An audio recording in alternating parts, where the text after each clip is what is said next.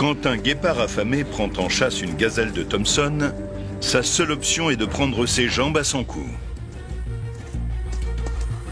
Mais lorsqu'aucune échappatoire ne se présente, le salut réside parfois dans des gestes aussi inattendus que désespérés. La rivière la sauve du redoutable chasseur. Mais ce qui l'attend est bien pire.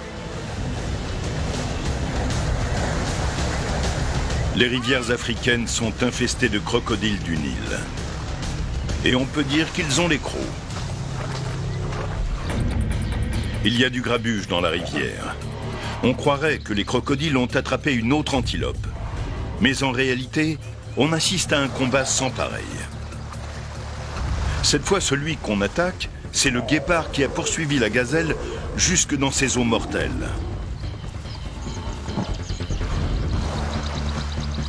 La proie est déjà en morceaux et son prédateur est le prochain sur la liste. Ce crocodile du Nil est à deux doigts d'engloutir le repas le plus rapide d'Afrique. À quelques mètres, l'antilope que le guépard a pourchassée jusque dans la rivière est en train de se faire dévorer. Le guépard jette ses dernières forces dans la bataille. Il tente de mordre la tête du crocodile. Raté. Il tente de lui échapper. Il ne faut surtout pas que son rival le saisisse.